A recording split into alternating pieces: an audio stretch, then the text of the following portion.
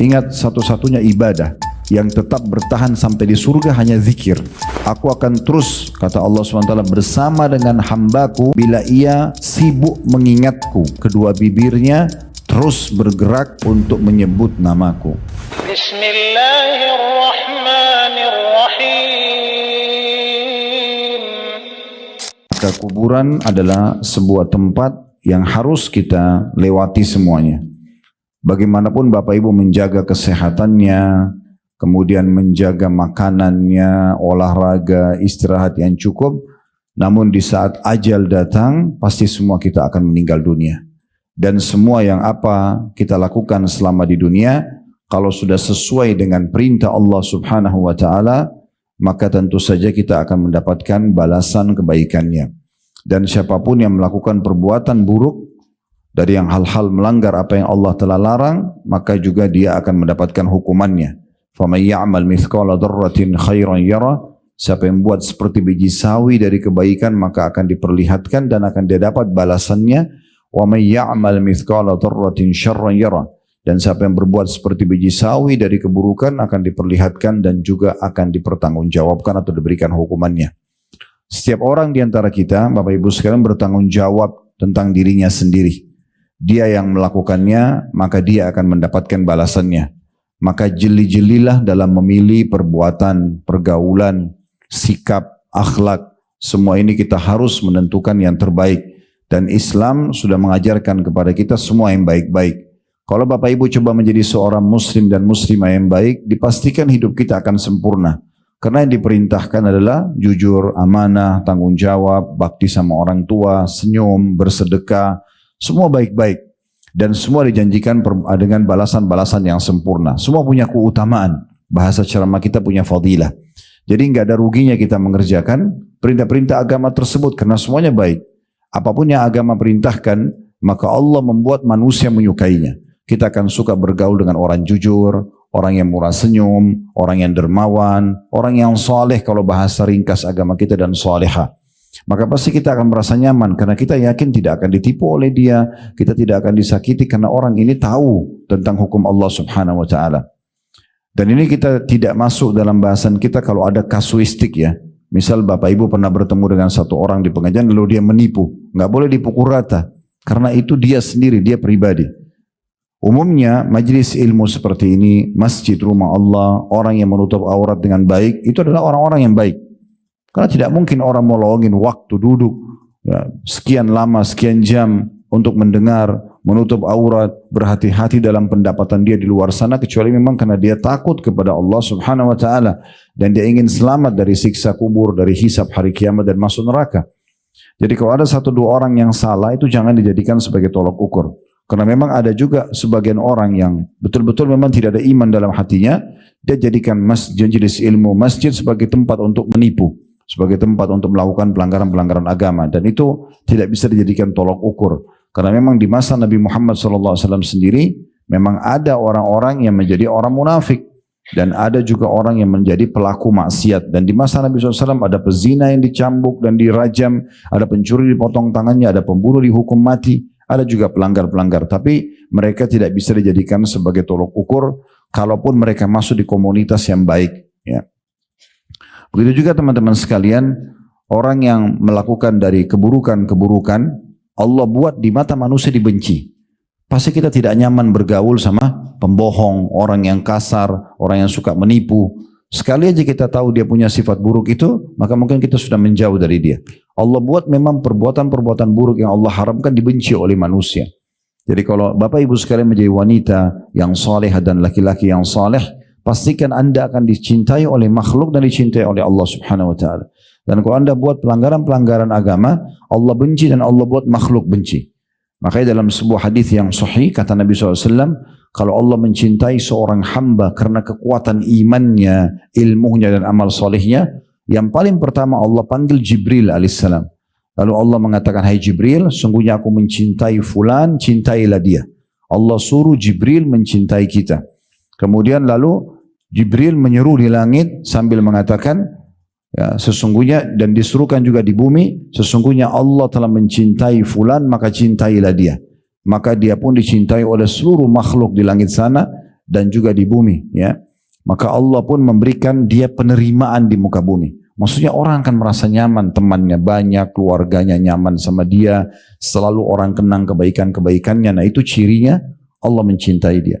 Sebaliknya kalau Allah membenci seorang hamba karena banyaknya pelanggarannya, kemaksiatannya, suka dusta, suka mengganggu, suka menipu, dan segala macam hal. Kalau Allah membencinya, maka Allah akan memanggil Jibril alaihissalam. Lalu mengatakan, hai Jibril, aku membenci fulan, bencilah dia. Maka Jibril membencinya. Lalu Jibril menyeruh di langit sana, bahwasanya Allah membenci si fulan, maka bencilah dia. Maka Allah buat seluruh makhluk di langit membencinya, dan juga tentunya orang-orang di bumi pun banyak yang tidak menyukainya, dan pasti dia akan selalu kena efek jerah. Tidak ada orang yang melakukan pelanggaran agama tidak dijerahkan, tidak mungkin. Dia sering bohong misalnya, pasti akan kebongkar. Dia sering menipu, pasti akan kebongkar. Dia ganggu orang, pasti akan kebongkar, dan akan mempermalukan diri dia sendiri. Itu semua tujuannya supaya dia berhenti dari kesalahan dia. Kalau tetap saja dia lakukan, dia pindah misalnya dari kota ke kota yang lain, di sana lagi dia lakukan, di sana juga akan diperhinakan. Terus begitu sampai akhirnya puncaknya dihukum, disiksa kubur, dan juga di akhirat sana. Oleh karena itu teman-teman sekalian, majelis ilmu seperti ini tujuannya adalah bagaimana kita memahami hukum Allah dan menerapkan dalam hidup. Saya sudah pernah sampaikan di pertemuan-pertemuan sebelumnya, kami para dai tidak mungkin Bapak Ibu sekalian mengetuk rumah Anda tiap saat, ayo nggak boleh begini, ayo harus begitu. Tapi Bapak Ibu harus menentukan itu. Datang ke majelis ilmu seperti ini atau dengarkan sekarang di media, dan dengarkan dengan tulus dan ikhlas dengan tujuan supaya Bapak Ibu punya panduan hidup. Juga poin penting, setiap kali kita adakan pengajian seperti ini, apapun yang sedang kita bahas, berarti kita membahas ini untuk ke depan. Tidak ada bahasan kita bermaksud sekarang ke belakang. Misal kalau kita bahas tentang kejujuran, kalau misalnya ada yang hadir, dia suka bohong, bukan berarti kita menyinggung dia. Tapi kita sedang membahas dan Allah sedang sampaikan ke kuping dia, dan di dalam tersapi dalam hati dia dan terenungi dalam pikiran dia, oh ternyata saya harus jujur ya, saya nggak boleh bohong, supaya dia perbaiki mulai hari ini ke depan. Tujuan majelis ilmu seperti itu. Ya. Kalau hari ini kita akan bahas kunci sukses yang ke-6 adalah zikir kepada Allah, maka kita akan bahas sekarang ke depan. Jadi kalaupun yang lalu-lalu sudah Bapak Ibu terbiasa dengan zikir, maka berarti sekarang lebih giat lagi. Kalau sebelumnya belum terbiasa, apalagi lalai, maka sekarang mulai start untuk menjadi orang yang banyak melakukan ketaatan ini. Ingat teman-teman sekalian, saya bukan menakut-nakuti, tapi semua kuburan yang Bapak Ibu biasa lewatin, gundukan tanah dan batu nisan, itu manusia yang sama dengan kita di dalam sana. Dan kita pun akan sama dengan mereka. Kalau hari ini kita mengkafani saudara kita, kerabat kita, kalau kita memikulnya di geranda dan disolati jenazahnya lalu diantar ke kuburan, kemudian menjadi kenangan manusia beberapa hari saja, oh ibu itu, oh bapak itu, habis itu selesai, akan hilang semua kenangan dia. Rumah dia hanya dikenang beberapa waktu, oh itu rumah dia, oh itu pakaian dia, setelah itu diwaris, dibagi warisan, selesai. Orang tidak akan mengenang lagi rumah dia dan seterusnya. Maka beruntunglah orang yang cerdas memahami masalah ini, bagaimana dia punya persiapan-persiapan untuk menuju ke liang lahat itu. Setiap orang kita kalau kita gambarkan rasionalnya, kita semua ini sedang berjalan, sama-sama berjalan, di depan kita ini ada liang-liang lahat yang lubang. Dan siapa yang jatuh duluan, dia akan jatuh, tergantung ajalnya. Oleh karena itu beruntung orang yang selalu memikirkan masalah ini. Rabi' ibn Hutsaim rahimahullah, seorang ulama tabi'in yang sangat masyhur, beliau sampai menggali liang lahat di belakang rumahnya. Untuk dia pribadi, bukan untuk dia dikubur ya, hanya untuk muhasabah, introspeksi diri saja. Beliau setiap malam masuk di situ lalu kemudian membaca firman Allah Subhanahu wa taala dalam surah Al-Mu'minun, qala rabbirji'un la'alli a'malu salihan fima tarakt. Ya Allah, kembalikanlah aku ke dunia, ya hidup lagi. Ini bagi orang yang sudah meninggal, apalagi dalam keadaan kafir, dia nyesal-nyesal. Lalu dia mengatakan, wahai Tuhanku, kembalikan aku di dunia. Semoga saja aku bisa melakukan amal-amal saleh yang dulu pernah aku tinggalkan. Tapi Allah mengatakan, kalla innaha kalimatun huwa qailuha wa min warai barzun ila yaumi yub'atsun. Itu hanya perkataan yang mereka ucapkan dan mereka sudah berada di alam yang ada barzakhnya. Barzakh itu berarti pemisah antara dia dengan kehidupan dunia. Jadi orang-orang di kuburan itu, walaupun dia manusia seperti kita biasa, tapi sudah nggak bisa buat apa-apa. Mereka berada di alam yang sendiri dan diletakkan oleh Allah dinding sehingga mereka tidak bisa interaksi sama kita lagi. Mereka tidak bisa lagi beramal, mereka tidak bisa lagi bertaubat, mereka tidak bisa lagi interaksi sama kita. Beruntunglah mereka yang sudah punya amal-amal yang mereka perbanyak semasa hidup sehingga menemani di kuburan, dan rugilah orang yang akhirnya menyia-nyiakan amal soleh. Juga kembali saya ingatkan, penyesalan di hari kiamat terjadi pada 3 orang. Yang pertama, yang abadi penyesalannya. Orang kafir, orang munafik, orang musyrik. Meninggal dalam keadaan ini menyesal abadi, karena masuk ke neraka selamanya. Dikubur disiksa, di neraka disiksa, dan tidak bisa keluar.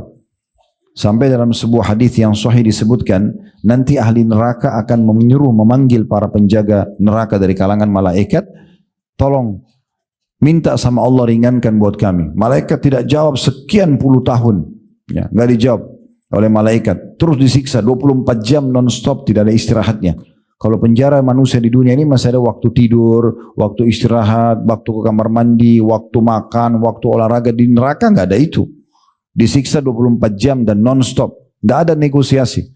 Mereka panggil malaikat puluhan tahun nggak dijawab. Setelah itu pun malaikat mengatakan jangan pernah kalian bicara. Nggak ada negosiasi. Tetap disiksa. Lalu mereka memanggil Allah subhanahu wa ta'ala, zat yang punya sifat ar-Rahmanur Rahim. Zat yang maha pengasih, maha penyayang.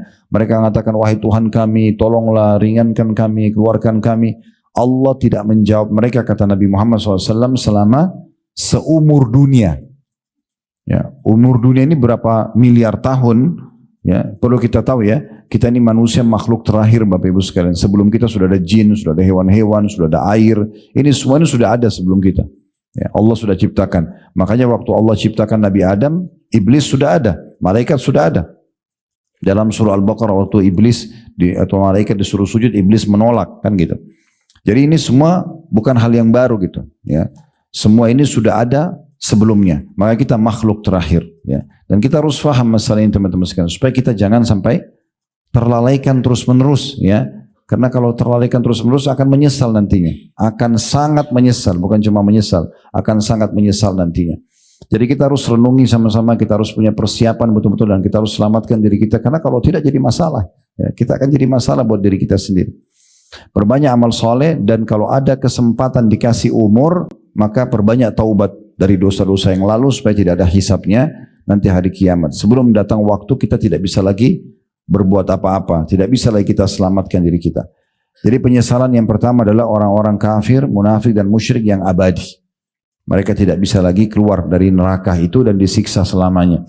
Lalu kita kembali ke riwayat tadi, maka mereka memanggil Tuhan mereka Allah, zat yang maha pengasih dan maha penyayang, tapi Allah tidak menjawab mereka seumur dunia. Setelah itu pun Allah menjawab mereka, ikhsa'u fiha wa la tukallimun. Ya, terhinalah kalian di dalam neraka itu, tinggallah di situ selamanya dan jangan pernah kalian bicara dengan aku. Jadi setelah disiksa seumur dunia, Allah juga menjawab begitu. Karena banyak orang lupa. Mereka cuma tahu sifat Allah Ar-Rahmanur Rahim, Allah Maha Pengasih, Maha Penyayang, tapi mereka lupa Allah juga Syadidul Iqab. Allah itu sangat berat siksaannya. Ya, Bapak Ibu bisa rasakan siksaan itu. Kita sekali bohong, bisa saja Allah buat kita gelisah sebulan. Siksaan Allah itu berat. Sekali orang buat salah, Allah buat dia masalah rumah tangganya misalnya sekian tahun. Banyak masalahnya. Padahal sebenarnya cuma karena masalah, mungkin pernah bohong sekali, mungkin dia pernah menipu sekali, mungkin dia pernah mukul sekali, sudah cukup Allah buat dia berhari-hari gelisah. Ya, oleh karena itu jangan pernah anggap cuma satu sisi Allah Maha Pengasih, Maha Penyayang, dan lupa kalau Allah itu sangat berat siksaannya. Amal soleh dipelajari untuk diterapkan, dosa-dosa dipelajari untuk dijauhi. Ya kan itu. Golongan kedua yang menyesal adalah orang-orang mukmin yang banyak dosanya sehingga dosanya lebih berat daripada amal solehnya. Dikenal dengan usatul mukminin. Jadi dia sholat, ya, tapi dia juga masih berbuat dosa-dosa yang lain. Sehingga nanti pada saat ditimbang amalnya hari kiamat, dosanya lebih berat. Misalnya dosanya 10.000, amal solehnya 9.000, dia harus disiksa dulu untuk membersihkan 1.000 atau 1.500 dosanya. Orang ini juga menyesal, karena harusnya dia tidak perlu masuk ke neraka. Kalau dia tidak buat dosa itu kan dia bisa masuk ke surga langsung. Cuma penyesalannya tidak ada manfaatnya, sampai nanti nikah bersih dosanya atau mendapatkan syafaat pertolongan yang Allah izinkan. Nah, golongan ketiga ini yang kita garis bawahi adalah orang-orang mukmin yang masuk ke surga. Mereka enggak masuk neraka, mereka masuk surga dari awal. Tetapi banyak sekali amal-amal soleh yang mereka sia-siakan selama di dunia. Misalnya lewati kotak amal masjid enggak sumbang, lihat orang miskin enggak beri, azan dikumandangkan enggak sholat sunnah qobliyah misalnya, sunnah-sunnah lah, bukan yang wajib ya. Tapi nanti dia nyesal, Karena ternyata kalau dia kerjakan, dia akan dapat derajat lebih tinggi dari apa yang dia dapatkan sekarang gitu. Cuma penyesalan itu tidak akan bermanfaat lagi, karena sudah tidak bisa naik ke derajat itu. Mirip kalau komplek perumahan, biasanya kan ada klaster-klaster ya. Ada klaster yang premiumnya, ada klaster tipe A, tipe B, tipe C gitu ya. Nah bisa saja orang yang cuma mengerjakan amal wajib, misalnya dia di klaster B misalnya, atau di klaster C. Klaster yang di atasnya itu lebih mewah, lebih bagus fasilitasnya. Tapi itu khusus orang yang menggabungkan wajib sama sunnah. Dia nggak bisa lagi dapat itu. Nah, pertanyaan sederhana, kenapa Bapak Ibu nggak mau sholat sunnah? Apa masalahnya? Waktunya juga toh kita akan lalui, daripada duduk, sholat aja duha. Daripada hanya duduk atau aktivitas biasa sambil berzikir pagi. Kenapa nggak sholat ba'diyah? Kenapa nggak sholat malam? Masalahnya apa? Gitu kan? Orang lain bisa kerjakan, kenapa kita tidak kerjakan? Itu akan mendatangkan penyesalan nanti, karena ternyata itu membawa derajat yang tinggi di surga. Nah di antaranya yang kita bahas sebenarnya adalah berzikir kepada Allah. Banyak sekali orang anggap ini, zikir ya sudahlah. Ya, mungkin habis sholat saya sudah cukup. Atau mungkin zikir pagi petang kalau ada yang baca sudah cukup. Padahal sebenarnya tidak cukup. Itu belum cukup. Ya, kita harusnya berzikir kepada Allah non-stop. Ingat, satu-satunya ibadah yang tetap bertahan sampai di surga hanya zikir. Di surga nggak ada lagi sholat, nggak ada jihad, nggak ada lagi sedekah, nggak ada lagi haji, nggak ada semuanya. Yang ada cuma zikir saja. Bahkan nanti dalam riwayat tentang surga, mereka akan diilhamkan tasbih, ya, sebagaimana kalian diilhamkan nafas. Jadi ahli surga tidak pernah berhenti. Seperti kita bernafas naik turun, kita sudah sampai kadang-kadang tidak sadari kalau kita sedang bernafas karena rutinnya. Nah seperti itu nanti ahli surga selalu berzikir. Nah orang yang suka berzikir di dunia, maka akan lebih mempermudah dia juga mendapatkan derajat yang tinggi di surga, dan akhirnya dia juga lebih mudah berzikir kepada Allah di sana nantinya. Baik, di halaman 23 saya akan bacakan dulu dalil yang diangkat oleh penulis, sebuah hadis saja. Nanti baru kita insya Allah lanjutkan dengan syarah dan penjelasan lebih jauh, yaitu kunci sukses yang keenam, selamatkan dari siksa kubur, berzikir atau mengingat Allah. Disebutkan hadis dari Mu'adz bin Jabal. Mu'adz bin Jabal radhiyallahu anhu, dia mengatakan, "Ma'amila adamiyun amalan anjalahu min azabillahi min dzikrillah." Terjemahannya, tidaklah seorang anak Adam melakukan satu amalan yang lebih menyelamatkannya dari azab Allah dibandingkan zikir pada Allah. Itu hadis ada footnote di bawah, diriwayatkan oleh Imam Malik, Tirmidzi dan Ibnu Majah. Hadis ini ya memberikan gambaran kepada kita teman-teman sekalian bagaimana agungnya zikir itu. Sampai-sampai ya di sini Mu'adz bin Jabal radhiyallahu anhu mengatakan, pastikan tidak ada sesuatu yang paling cepat dan paling mudah menyelamatkan orang dari siksa Allah kecuali zikrullah. Sebagian ulama mengatakan kalau ada orang pas terjerumus dalam dosa pun kemudian dia berzikir kepada Allah, misalnya dia terbuka pintu interaksi sama lawan jenis, dia mau terjerumus pada zina, kalau dia sempat ucapin saja astagfirullah, itu tiba-tiba kayak seperti ada tameng gitu, kayak dia muncul rasa takut, dia khawatir, dia bisa tidak lanjutkan. Orang pencuri, orang apa saja, atau mungkin orang lagi duduk gosipin orang, tiba-tiba ada yang mengatakan astagfirullah, itu satu kali ucapan saya sudah cukup membuat orang jadi hati-hati. Apalagi kalau dia segera berzikir lebih banyak, maka akan membuat dia jauh daripada perbuatan dosa itu. Berarti juga selamat dari hukuman yang bisa datang dari perbuatan dosa tersebut, ya. Jadi zikir ini sangat besar sekali manfaatnya. Baik, karena penulis hanya mengangkat sebuah hadis, maka saya akan coba bacakan untuk Bapak Ibu sekalian dari kitab Sahih At-Targhib Tarhib, ya. Kitab As-Sahih At-Targhib Tarhib ini insya Allah nanti kalau tidak ada halangan saya akan kirim ke tim, nanti tim akan kirim ke ketua majelis taklim dan bisa dikirimkan ke Bapak Ibu, ya. Nanti bisa dibuka PDF-nya di di rumah, ya. Yang jelas ada kitab zikir khusus, ya. Kitab zikir khusus, ya, diangkat oleh Al-Mundhiri namanya. Al-Mundhiri pengarang buku At-Targhib Tarhib. Kitab At-Targhib Tarhib ini termasuk kitab yang sangat kami referensikan, ya, karena khusus membahas tentang janji-janji Allah di ibadah yang kita kerjakan, dan juga khusus membahas ancaman-ancaman Allah di dosa yang kita kerjakan. At-Targhib artinya hadis-hadis yang berisikan motivasi untuk mengerjakan ibadah, keutamaan-keutamaannya lah, ya. Semua masalah perintah dalam agama, di situ disebutkan hadis-hadisnya oleh Al-Mundhiri rahimahullah tentang keutamaannya. Dan at-tarhib artinya ancaman ya, bagi pelanggar dosa, ya, ancaman bagi pelanggar dosa, dan itu kena hukumannya. Dari sini diangkat hadis-hadis tentang masalah ancamannya. Riba itu apa ancamannya, zina apa ancamannya. Jadi saya sangat rekomendasikan untuk Bapak Ibu baca buku ini, dan bukunya sangat mudah untuk dibaca. Nanti dalam bentuk PDF akan dikirim ke panitia. Nanti panitia insya Allah baru share ke Bapak Ibu sekalian ya. Tapi mungkin bukan sekarang, tapi selepas kita ta'lim. Sekarang fokus saja dengarkan apa yang ditulis oleh beliau. Dan yang akan dikirim nanti adalah buku judulnya Sahih At-Targhib Tarhib. Sahihnya. Maksudnya adalah setelah menelusuri buku Al-Mundhiri ya, oleh Al-Albani rahimahullah, Syekh Albani mengeluarkan hadis-hadis yang lemah. Lalu beliau menukil dan hanya menulis di situ buku, di dalam buku itu hadis-hadis yang sahih dan hasan saja.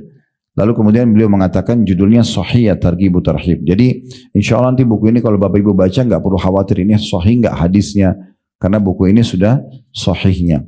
Baik, ada satu kitab dari kitab-kitab ini, dari kitab-kitab yang ini kurang lebih 6 jilid terjemahan bahasa Indonesia ya. Di jilid 3-nya ada khusus tentang masalah zikir. Misal contoh, beliau menyebutkan tentang adanya anjuran memperbanyak zikir kepada Allah subhanahu wa ta'ala.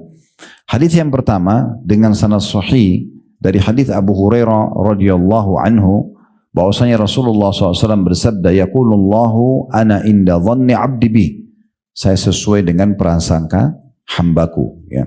Wa ana ma'hu idza dzakarani, dan aku akan selalu bersamanya kalau dia mengingatku, berzikir kepadaku, maka Allah akan selalu mendampingi kita, sehingga kalau ada kebutuhan dipenuhi, ada kesalahan kita mohon maaf bisa dimaafkan, ada kejahatan yang akan menimpa kita bisa diselamatkan.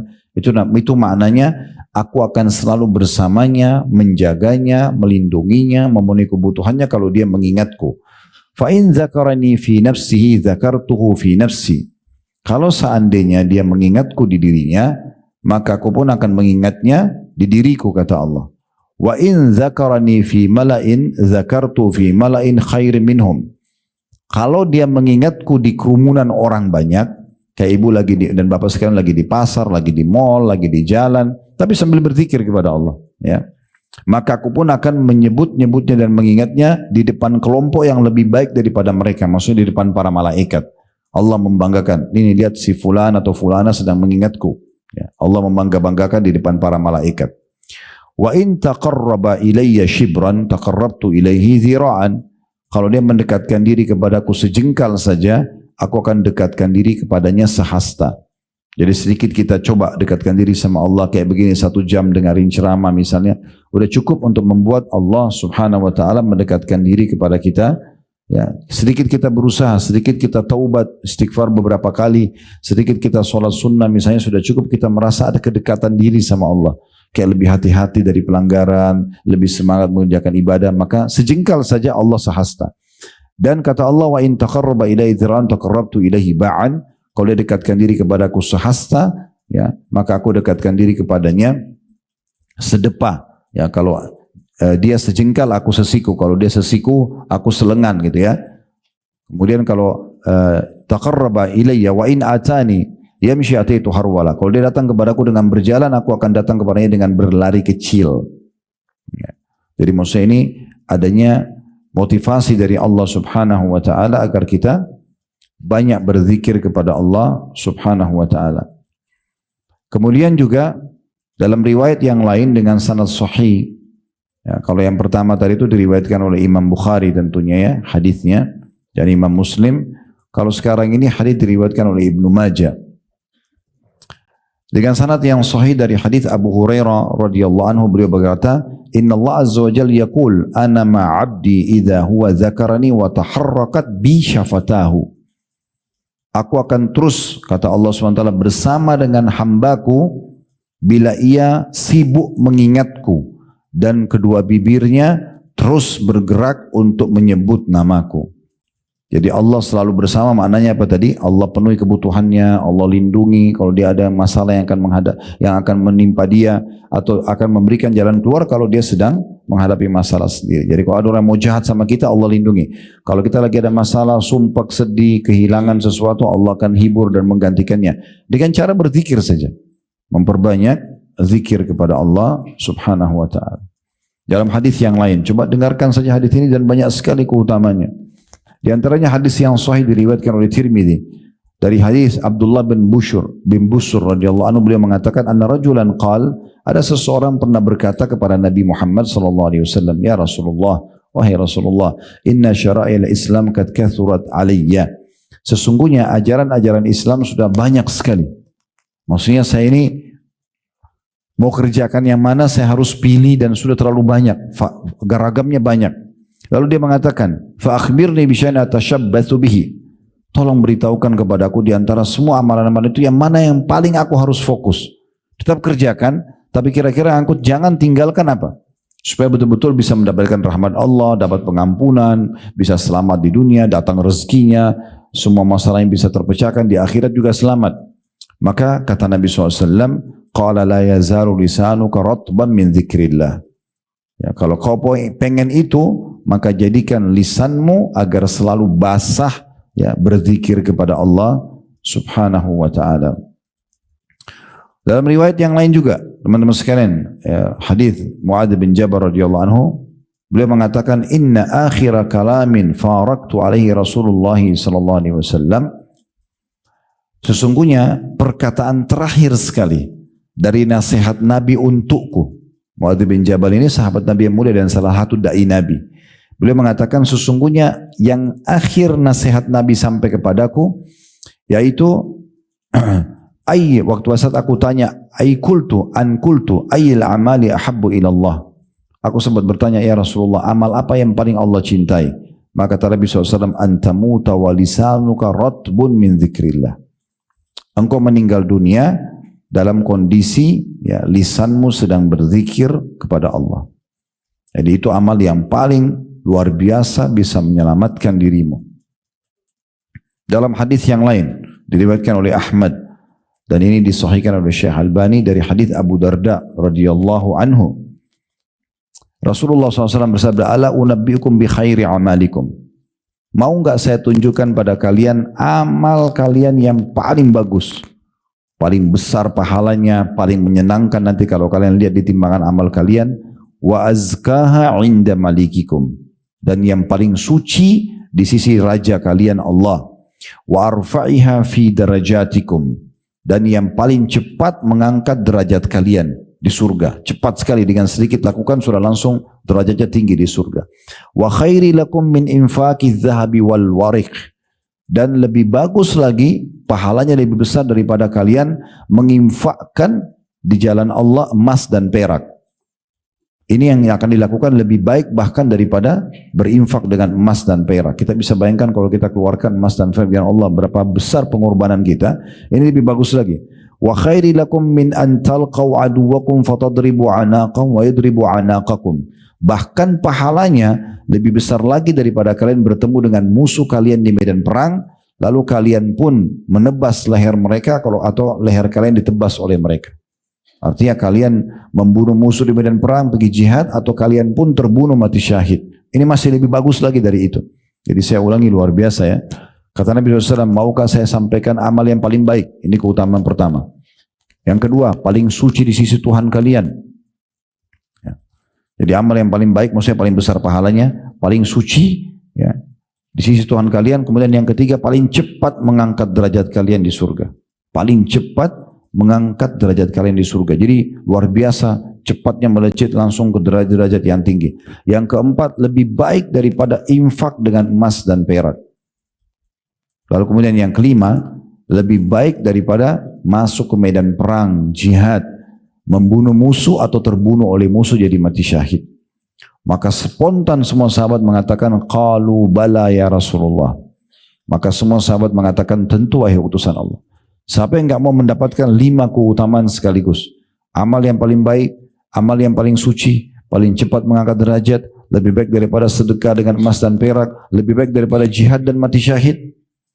Maka mereka mengatakan, tentu ya Rasulullah. Qala, maka Nabi SAW mengatakan, zikrullah, berzikir kepada Allah. Qala Mu'adz bin Jabal, ma syai'un anja min adzabillahi min zikrillah. Lalu keluarlah perkataan Mu'adz bin Jabal. Nah, tadi di buku kita ini cuma diambil potongan terakhir hadis ini. Maka Mu'adz bin Jabal mengatakan, ketahuilah tidak ada yang paling cepat menyelamatkan dari api neraka, dari siksa Allah dibandingkan zikrullah. Dan sudah kita kasih sedikit contohnya, ya. Bahkan perbuatan dosa seseorang itu bisa tiba-tiba berhenti, ya, dengan dia berzikir kepada Allah. Dalam riwayat yang lain, Abdullah bin Umar radhiyallahu anhu mengatakan, mirip dengan tadi riwayat sebelumnya, ya. Kata Nabi SAW, wa ma min syai'in anja min adzabillahi min zikrillah. Ketahuilah tidak ada yang paling cepat menyelamatkan seseorang hamba dari hukuman Allah dibandingkan zikrullah. Maka sahabat mengatakan, qalu walal jihadu fisabilillah, perang pun di jalan Allah ya Rasulullah tidak bisa secepat zikir untuk menyelamatkan dari hukuman Allah. Kata Nabi SAW, qala walau an yadriba bisayfihi hatta yanqati'. Walaupun orang yang sedang berperang terus ikut berperang sampai pedangnya terputus, apakah dia putus karena membunuh musuh atau dia dibunuh oleh musuh, dia sudah tidak bisa pakai lagi pedangnya. Berarti luar biasanya zikrullah itu, sampai-sampai betul-betul bisa menyelamatkan, menjadi pahala yang sangat besar dan bisa menyelamatkan dari segala macam mara bahaya, ya. Jadi sangat baik itu kalau misalnya Bapak Ibu lagi kaget, ya, atau lagi kagum, selalu zikrullah, ya. Kalau kita lagi kaget, kita bisa bilang subhanallah atau Allahu Akbar misalnya. Kalau kita lagi kagum, kita bilang Masya Allah, ya, selalu begitu, ya. Dan setiap ada omongan, kalau itu positif, bilang Masya Allah. Kalau ada sesuatu yang kurang baik, astagfirullah. Terus itu, ya. Dan ini non-stop. Non-stop. Mulai sekarang ke depannya yang sedang kita targetkan, bukan cuma zikir habis sholat saja, bukan hanya zikir pagi petang, tapi bagaimana Bapak Ibu tidak pernah berhenti lisannya berzikir kepada Allah Subhanahu wa taala. Jadikan rutinitas. Ya. Kalau lagi pada duduk nongkrong atau ibu lagi masak, potong bawang, potong cabai, sambil zikir. Kenapa enggak ambil zikir? Gitu kan? Sementara zikir itu tadi sudah dikatakan lebih baik daripada jihad, daripada, ya, infak, ya. Dan paling cepat mengangkat derajat di surga, paling mudah menyelamatkan dari segala macam mara bahaya atau siksaan. Kenapa kita enggak lakukan? Selalu berzikir kepada Allah Subhanahu wa taala. Di dalam riwayat yang lain juga, riwayat yang sahih diriwayatkan oleh Tabarani dan Al-Bazzar dari hadits Ibnu Abbas radhiyallahu anhuma, ia menuturkan bahwasanya Rasulullah SAW bersabda, "Man ajaza minkum 'anil lailati ayyaqabadahu wa bakhila bil mali an yunfiqah wa jabuna 'anil adu an yujahida falyukthir dzikrallah." Siapa di antara kalian yang tidak mampu atau masih merasa berat bangun sholat malam. Kemudian yang kedua, masih perhitungan kalau mengeluarkan infak. Dan yang ketiga, masih takut menghadapi musuh.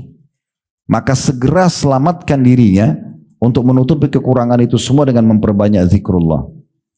Karena zikir akan menutupi kekurangan itu.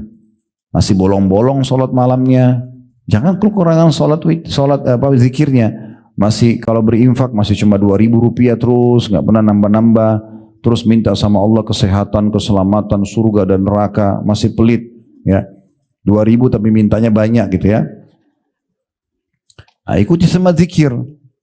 Atau masih takut berhadapan sama musuh, takut tumpah darahnya, segera sempurnakan semua itu, kata Nabi SAW, dengan memperbanyak zikrullah, ya. Itu luar biasa gitu, ya. Kemudian selanjutnya ada satu riwayat yang unik juga sahih. Ini tentang riwayat hadis Al-Harith Al-Ash'ari tentang Nabi Yahya alaihissalam. Nabi Yahya sepupunya Nabi Isa. Mereka sezaman, ya. Yahya dan Isa alaihissalam sezaman. Dua-dua lokasi dakwanya Palestina, dan ayahnya Nabi Yahya namanya Nabi Zakaria. Ini satu keluarga nabi-nabi, ya. Nah, itu diceritakan kisah mereka cukup banyak dalam surah Al-Anbiya, surah Maryam, tentang kisah mereka. Tapi jelas satu waktu pernah Nabi Yahya ini diperintahkan oleh Allah Subhanahu wa taala dan tidak diperintahkan kepada Nabi Isa, padahal mereka satu lokasi, rumahnya juga bersebelahan, tapi dua-dua nabi. Dan perlu saya sampaikan informasi ya, kalau Nabi Muhammad SAW, Bapak Ibu sekalian itu diutus khusus untuk kaumnya. Maaf, Nabi-Nabi semua sebelum kita diutus untuk kaumnya dan Nabi Muhammad SAW diutus untuk seluruh alam semesta ya.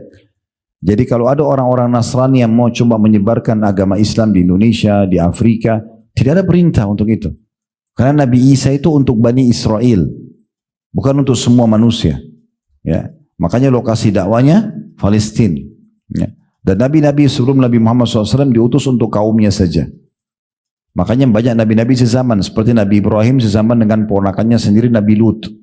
Nabi Ibrahim lokasi dakwanya itu Babilonia, Irak, yang ada Raja Namrud yang Allah binasakan, yang coba membakar Nabi Ibrahim. Kemudian beliau pindah setelah itu ke Palestina, lalu kemudian membawa Hajar dan Ismail ke Mekah. Jadi 3 titik ini saja agamanya Nabi Ibrahim. Nah, Nabi Lut itu diperintahkan oleh Allah jadi nabi dan lokasi dakwahnya Jordania. Kalau meja ini kita bagi 2, ini Palestina tempatnya Nabi Ibrahim, setengahnya Jordan, ini daerahnya Nabi Lut. Dipisahin cuma dengan laut mati saja. Tapi sini Nabi. Kita sering baca surah Al-Kahfi ya, malam Jumat, hari Jumat ya. Ada kisah Nabi siapa di situ? Nabi Khidir ya, yang sezaman dengan Nabi Musa. Sezaman tapi beda lokasi. Kan itu. Nah ini juga Nabi Isa alaihissalam sezaman dengan sepupunya sendiri, Nabi Yahya, pamannya Nabi Zakaria, ini satu lokasi. Ini mereka di masa itu khusus untuk kaumnya dan bisa saja satu zaman mereka berapa orang berdakwah. Tapi Nabi Muhammad SAW berbeda. Beliau satu-satunya Nabi yang diutus untuk seluruh alam semesta. Semua orang harus masuk Islam gitu ya, mengetahui tentang Islam. Yang mengikuti beliau selamat, yang tidak tentu akan celaka. Nah seperti itulah yang diajarkan dalam agama Allah Subhanahu wa taala. Nah, kita kembali kepada hadis kita. Nabi Yahya pernah diwahyukan kepada Allah Subhanahu wa taala untuk menyampaikan 5 hal kepada Bani Israel. Tapi ini tidak diperintahkan kepada Nabi Isa. Ya, saya bacakan hadisnya. Nabi SAW mengatakan, Inna Allah auha ila Yahya bin Zakaria bi 5 kalimatin an ya'mala bihinna. Sesungguhnya Allah memerintahkan kepada Nabi Yahya untuk menyampaikan 5 atau mewahyukan 5 kalimat yang dia diperintahkan untuk mengamalkan 5 itu, wa ya'mur bani Israel an ya'malu bihinna, dan memerintahkan Bani Israel untuk mengerjakannya. Berarti di sini khususkan untuk Bani Israel. Tapi karena Nabi Muhammad SAW menukil kepada kita, kalau beliau sudah sampaikan berarti bagian juga daripada hal yang kita dianjurkan ya. Faka'anna abta'a bihinna, tapi Nabi Yahya terlambat dalam menerapkannya. Begitu terima wahyu enggak langsung diterapin untuk dirinya, enggak langsung disampaikan. Fa'atahu Isa faqal inna Allah amaraka bi 5 kalimatin an ta'mala bihinna. Lalu Nabi Isa diperintahkan oleh Allah untuk menegur Nabi Yahya. Nabi Isa datang lalu mengatakan, sesungguhnya Allah perintahkan kamu dengan 5 kalimat agar engkau mengamalkannya. Wa ta'muru bani Israil an ya'malu bihinna, dan kau juga diperintahkan untuk menyampaikan kepada Bani Israel untuk mengamalkannya. Fa imman tukhbirahum wa imma an ukhbirahum. Sekarang ambil keputusan, kamu mau sampaikan pada mereka atau aku yang sampaikan? Jadi karena Nabi Yahya terlambat menyampaikan, maka Allah suruh Nabi Isa menyampaikan. Kalau kau tidak sampaikan, Allah suruh saya yang sampaikan loh ini. Maka saat itu, faqala ya akhi la taf'al. Nabi Yahya mengatakan, wahai saudaraku, jangan kau lakukan itu. Fa inni akhafu in sabaqtani bihinna an yukhsafa bi aw u'adzab. Karena aku khawatir kalau kau kerjakan itu, malah aku nanti ya akan dihukum oleh Allah, disiksa. Karena ini tugasku, bukan tugasmu gitu ya. Qala fajama'a bani Israil bi Baitul Maqdis hatta imtala al-masjid. Maka Nabi Yahya pun mengumpulkan Bani Israel, kemudian sampai membuat seluruh wilayah Masjid Aqsa itu penuh. Ya, dipenuhi pada saat itu. Ini luar biasanya kalau Bapak Ibu belum pernah ke sana ya, tapi lokasi Masjid Aqsa luas sekali. Sehingga saya 1,4 hektar ya, atau 14 lupa ya, sekitar itu ukurannya. Dan dia bukan kayak Masjid Haram, Masjid Nabawi yang satu masjid lokasi. Dia masjid di depan ada kibli, sini ada Masjid Qubatus Sohra, ada musola-musola kecil, tapi dia satu lokasi. Maka Nabi Muhammad SAW mengatakan, kalau kalian ke Aqsa, sholatlah di mana saja, karena semuanya dihitung Baitul Maqdis dan pahalanya 250 kali lipat, gitu ya, dibandingkan tempat lain. Ya, semoga Allah berikan mereka kemerdekaan ya. Tapi yang jelas Bapak Ibu sekalian, di sini dikatakan dia kumpulkan lalu penuhlah orang-orang pada saat itu. Entah bagaimana kuasa Allah, suara Nabi Yahya sampai ke mereka semua. Waktu itu belum ada pengeras suara. tapi mereka semua mendengarkan. Wa qa'adu 'ala syarafat, sampai-sampai mereka duduk di beranda-beranda semua pelosok Masjid Aqsa. Thumma khatabahum faqal, wa Nabi Yahya mulai berkhutbah dan berkata, Inna Allah auha ilayya bi khamsi kalimatin an a'mala bihinna wa amura bani Israel an ya'malu bihinna. Ketahuilah Allah perintahkan kepadaku 5 kalimat yang aku harus amalkan, 5 pesan dan untuk menyampaikan kepada Bani Israel juga untuk mengamalkannya. Awwaluhunna, yang pertama, alla tusyriku billahi syai'a, jangan pernah kalian menyekutukan Allah dengan sesuatu apapun. Fa inna mathala man asyraka billahi kamathali rajulin ishtara 'abdan min khalisi mali bi dhahabin aw wariq thumma askanahu daran faqala i'mal warfa ilayya faja'ala ya'mal wa yarfa'u ila ghairi sayyidihi fa ayyukum yarda an yakuna 'abduhu kadzalik fa inna Allah khalaqakum wa razaqakum fala tusyriku bihi syai'a. Pesan pertama Allah untukku dan untuk kalian, jangan pernah menyekutukan Allah, partnerkan Allah dengan makhluk, nggak boleh. Ini hukum yang berat sekali ya. Kayak orang sholat baca dalam suratnya iyyaka na'budu wa iyyaka nasta'in, hanya kepadamu kami menyembah dan minta tolong, kemudian dia pergi kuburan sebelah mesinya minta-minta. Mana tadi statement dan komitmen dia mengatakan hanya kepadamu ya Allah, hanya kepadamu, kenapa minta pada kuburan tersebut? Ya, Imam Nawawi rahimahullah mengatakan, saya heran dengan orang yang masih minta-minta pada kuburan, yang dia tahu kuburan itu sebenarnya berisikan manusia seperti dia yang sudah jadi tulang belulang. Gitu kan? Kenapa harus minta sama itu? Dan belum pernah dinukil satu kali pun para sahabat mereka datang setelah Nabi SAW meninggal lalu minta-minta dari kuburan Nabi Muhammad SAW. Dan Aisyah tinggal 30 tahun, ranjangnya dia di sini, di situ kuburan suaminya Nabi SAW. Tidak pernah tuh beliau minta-minta pada Nabi di kuburan. Beliau berdoa kepada Allah Subhanahu wa taala. Dan kita diperintahkan agar minta kepada Allah sampai tali sendal kita pun putus minta kepada Allah. Kata Nabi SAW, minta apapun kepada Tuhan kalian walaupun sampai tali sendal kalian yang putus. Kita disuruh betul-betul manja kepada Allah Subhanahu wa taala. Kurang lebih begitu. Jadi enggak boleh syirik. Termasuk syirik, Bapak Ibu sekalian hati-hati, jangan pakai jimat, pakai susuk ya. Mau buat suami suka, ibu-ibu pakai cara manusia. Ya, cara manusia itu tatapan matanya syahdu, lisannya santun, tangannya ramah, ya baik, disuka sama suaminya itu. Ya, tidak usah bawa foto ke dukun, ya, supaya suka, panggil jin, ini nggak bisa. Syirik kepada Allah, nggak boleh, kan gitu. Mau laris usahanya, nggak usah pakai kertas-kertas atau kucing yang ayun-ayun tangannya atau, ya. Nah itu keyakinan orang-orang non-Muslim, mereka yakin bisa panggil konsumen, bisa datangkan rezeki, nggak penting. Caranya gimana Ustaz? Supaya saya bisa usaha saya maju. Sederhana kok. Modal halal, sistem halal, produk halal. Habis itu ikutin dengan sedekah. Saya jamin 100% laku. Coba deh, modalnya selalu halal, walaupun sedikit. Keberkahan akan ada. Produknya halal, sistemnya halal. Lalu jangan lupa, hubungkan antara pendapatan kita, ekonomi ini dengan sosial. Bagi pada orang lain. Maka akan banyak keberkahan. Nah seperti itu. Jadi yang pertama tidak boleh syirik. Ya, kata Nabi Yahya alaihissalam, karena perumpamaan orang yang berbuat syirik adalah seperti seseorang yang beli hamba sahaya. Di masa dulu ada hamba sahaya, sekarang tidak ada. Ada hamba sahaya. Nah, dia beli hamba sahaya ini bisa diperjualbelikan. Kemudian dia tinggalkan di sebuah tempat dan dia siapkan semua fasilitasnya dan dia bilang, kamu kerja nanti hasilmu buat saya. Tapi ternyata dia pergi kasih hasilnya kepada orang lain. Siapa di antara kalian yang suka dengan itu? Maksudnya Allah ciptakan kita, lalu kita menyembah selain Allah Subhanahu wa taala atau mempartnerkan Allah dengan makhluknya.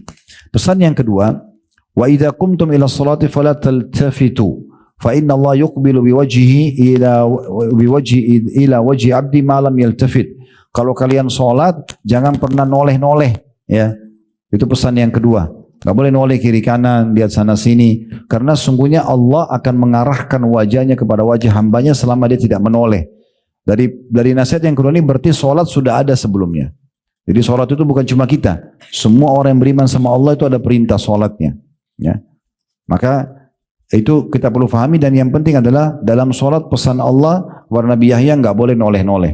Ya. Dan dalam hadis yang lain seorang hamba pada saat dia membuka matanya dan mengarahkan ke tempat sujudnya maka Allah memandang wajahnya sampai dia mengalihkannya. Atau makna hadis begitu. Yang ketiga, wa amurukum bisyami. Dan saya perintahkan kalian untuk selalu menjaga puasa. Wajib atau sunnah. Wa mathalu dzalika kamathali rajulin fi isabatin ma'ahu surratan min miskin kulluhum yuhibbu an yajida rihaha wa inna as-siyama atyabu indallahi min rihil misk. Karena perumpamaan puasa itu seperti orang yang bawa tumpukan kayu kecil, tapi di antara kayu itu ada yang mengeluarkan bau kasturi. Maka orang coba cari kayu yang mana nih? Ketahuilah kayu yang kasturi itu adalah puasa.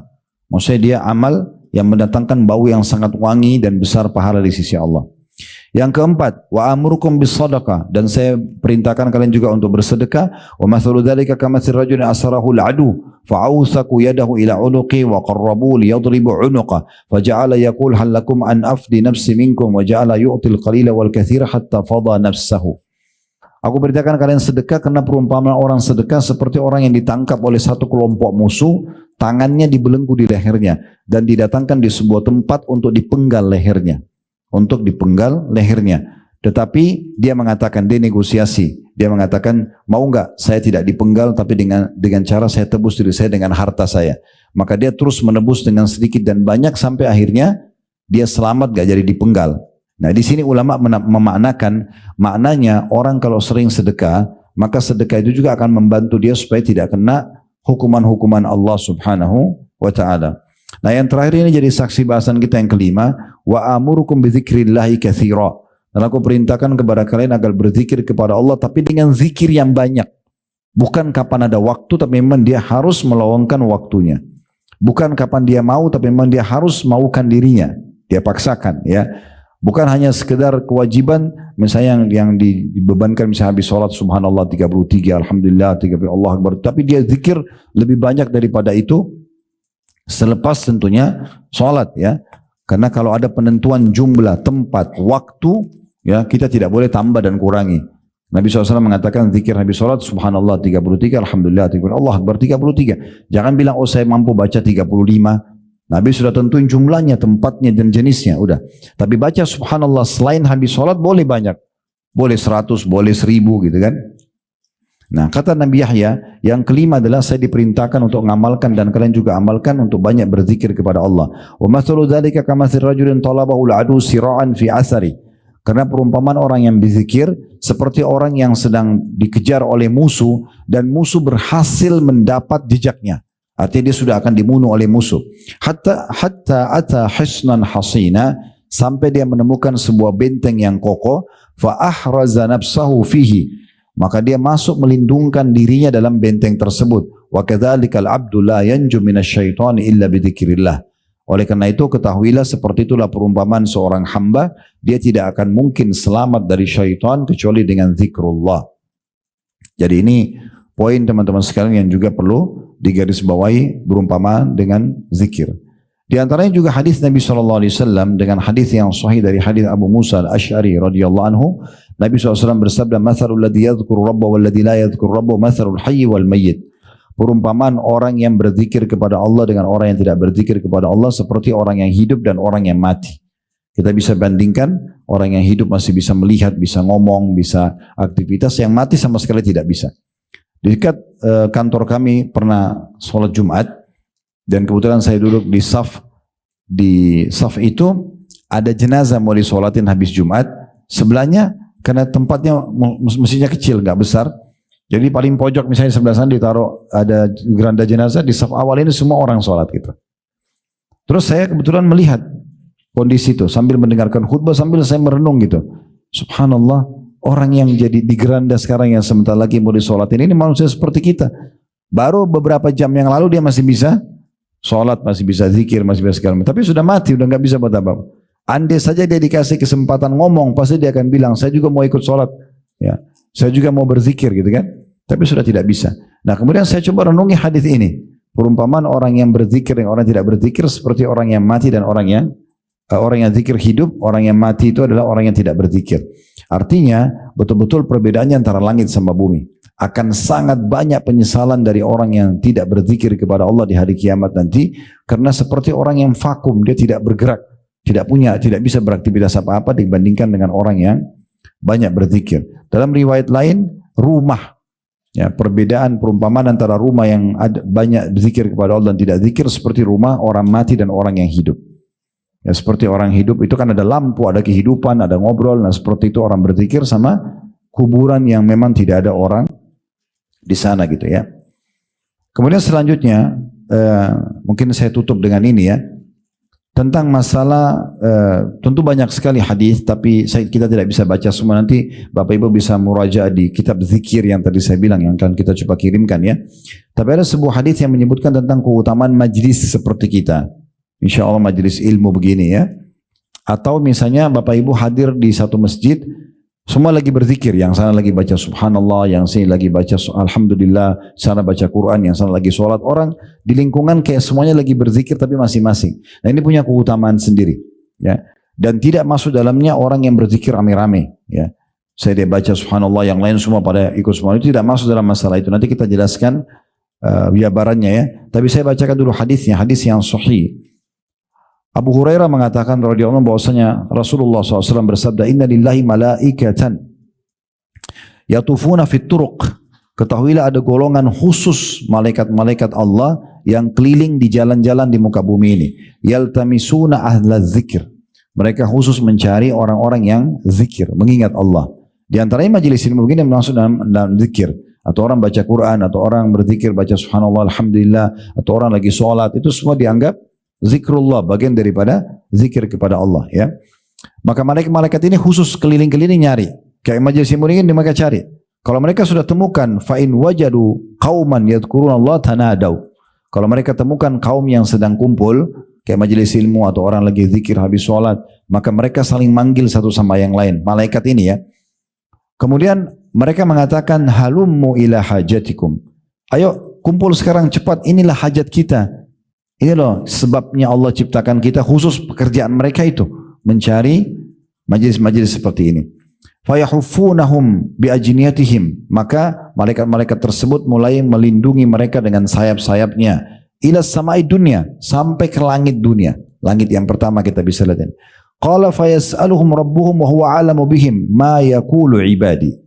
Maka Allah pun bertanya kepada para malaikat tersebut sambil mengatakan, dan Allah lebih tahu sebenarnya. Allah bertanya ini bukan Allah tidak tahu, tapi Allah memang menugaskan malaikat, lalu Allah tanyakan kepada mereka, apa yang diucapkan oleh hamba-hambaku itu? Qala yaquluna yusabbihunak. Maka para malaikat mengatakan mereka bertasbih kepadamu ya Allah, wa yukabbirunak, mereka bertakbir kepadamu. Mereka bilang subhanallah, mereka bilang Allahu akbar, wa yahmadunak, dan mereka mengatakan alhamdulillah, wa yumajjidunak, dan mengagungkanmu ya Allah. Qala fayaqulu hal ra'uni, maka Allah berfirman, apakah mereka sudah melihatku? Maka para malaikat mengatakan tentunya, fayaqulun la wallahi ya rabbi ma ra'auk, demi Allah mereka belum melihat engkau ya Allah.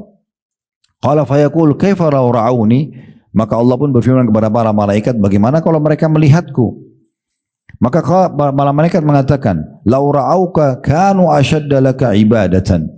Kalau mereka melihatmu ya Allah sebagaimana kami bisa bertemu denganmu, maka pasti mereka akan lebih kuat lagi dalam beribadah, wa ashadda laka tamjidan, dan akan lebih memuliakanmu lagi, wa aktsara laka tasbihan, dan lebih banyak lagi bertasbih kepadamu.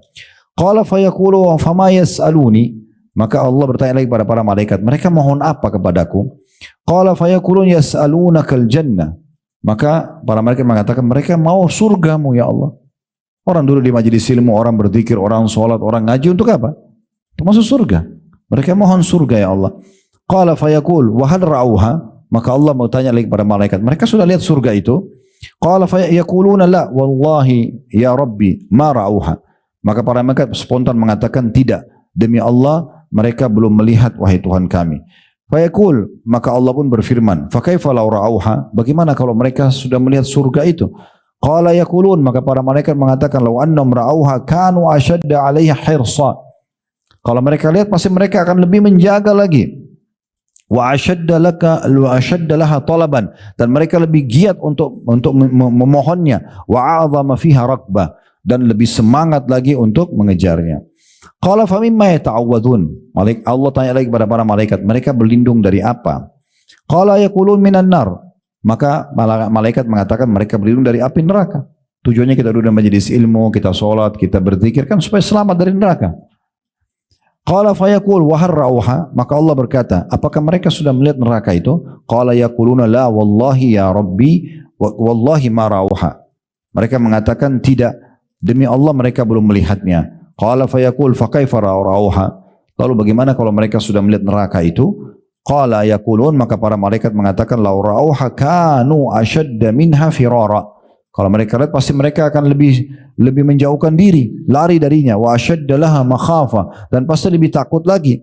Qala fayaqul, lalu kemudian Allah pun berfirman kepada para malaikat, Ushhidukum anni qad ghafartu lahum. Aku menjadikan kalian saksi bahwasanya aku sudah memaafkan dosa-dosa mereka. Qala yaqulu malakum minal malaika. Maka ada satu malaikat tiba-tiba nyeletuk mengatakan, ya, ngomong, fihim fulanun laisa minhum.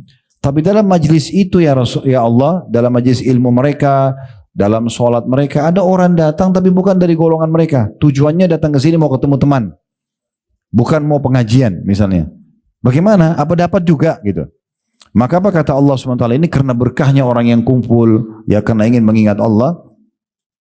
Innama ja'a lihaja, karena datang karena ada hajatnya saja. Qalahumul qawmu la yashqa bihim menjalisuhum. Kata Allah Subhanahu wa taala, mereka kaum yang tidak akan membuat orang-orang yang ikut bersama mereka itu rugi, ya. Artinya dapat juga orang itu. Ya. Karena keberkahan majlis itu sendiri, ya. Dalam riwayat lain saya langsung terjemahkan karena mirip, ya, tapi cukup panjang. Sesungguhnya Allah Tabaraka wa taala memiliki malaikat-malaikat yang terpuji, terpilih secara khusus. Mereka selalu mencari majlis-majlis ilmu dan majlis zikir. Kalau mereka mendapatkan majelis tersebut, maka mereka duduk bersama orang-orang itu sambil mereka melindungi satu sama yang lain dengan sayapnya sampai mereka memenuhi tempat itu dan memenuhi sampai ke langit. Kalau mereka sudah selesai dan mereka naik kembali ke langit bertemu dengan Allah, Allah pun bertanya kepada mereka dan Allah lebih tahu. Dari mana kalian? Mereka mengatakan, kami datang dari hamba-hambamu ya Allah di bumi yang sedang bertasbih kepadamu, bertakbir kepadamu, mengucapkan la ilaha illallah, ya. Kemudian juga memujimu dan juga memohon kepadamu. Lalu kemudian Allah mengatakan, apa yang mereka minta? Para malaikat mengatakan, mereka minta surgamu. Kata Allah, apakah mereka sudah lihat surga itu? Kata para malaikat, tidak, wahai Tuhanku. Maka kata malaikat, atau tidak, wahai Tuhan kami. Lalu kata Allah, bagaimana kalau mereka melihat surgaku? Lalu Allah bertanya lagi, dari apa mereka berlindung? Kata para malaikat, mereka berlindung, ya, dari apimu ya Allah, ya. Kemudian kata Allah SWT, apakah mereka telah melihat neraka itu? Kata para malaikat, belum. Lalu kata Allah, bagaimana kalau mereka melihat? Lalu kemudian kata para malaikat, mereka memohon ampun juga kepadamu ya Allah. Lalu kata Allah SWT, ya, aku telah ampuni mereka dan aku sudah berikan apa yang mereka minta dan aku juga sudah menyelamatkan mereka dari apa yang mereka khawatirkan. Lalu kemudian mereka mengatakan, wahai Tuhan kami, ada di antara mereka pelaku dosa. Dalam majlis ilmu itu ada pelaku dosa, yang datang ke masjid itu ada pelaku dosa, ya. Dia kebetulan lewat, dia lihat ramai, dia ikut. Gitu kan. Maka kata Allah SWT, aku juga ampuni orang itu, ya. Karena sungguhnya kaum yang sedang berkumpul tidak akan merugikan siapapun yang ikut bersama mereka. Nah, ini berarti menandakan luar biasanya kedudukan majelis ilmu itu, ya. Sampai seperti itu, ya. Ini majelis zikir. Nah, kemudian teman-teman sekalian perlu kita garis bawahi, tadi saya bilang tidak masuk dalamnya orang kalau zikir rame-rame, ya. Karena pernah terjadi di masa Abdullah bin Mas'ud radhiyallahu anhu, di masa tabi'in pernah ada orang di masjid, dia duduk sambil dia pegang batu, kemudian dia berkata subhanallah, yang lain semua ikut subhanallah, alhamdulillah, alhamdulillah, semua rame-rame gitu. Lalu kemudian Abdullah bin Mas'ud menegur sambil mengatakan, begitu cepatnya kecelakaan dan kebinasaan bisa pada kalian. Lalu yang pimpin mengatakan, wahai Abu Abdurrahman, ini maksudnya julukannya Abdullah bin Mas'ud, kami hanya ingin kebaikan, ya. Kami kan berpikir baik. Maka kata Abdullah bin Mas'ud menegur kurang lebih maknanya, kalian ingin kebaikan tapi berapa banyak orang yang punya mau kebaikan tapi tidak sampai kepadanya. Bukankah Rasulullah SAW baru saja meninggal, rumahnya masih ada, pakainya masih ada. Kok bisa kalian buat sesuatu yang Nabi tidak contohkan? Jadi maksudnya kalau kita mau pahala juga kita harus perhatikan baik-baik, ya, supaya betul-betul sesuai dengan apa yang Allah Subhanahu wa taala perintahkan, ya. Alhamdulillah, semoga channel Masih Lurus bersama Ustadz Khalid Basalamah kali ini bisa membawa manfaat, menambah ilmu, serta ketakwaan kita kepada Allah. Wassalamualaikum warahmatullahi wabarakatuh.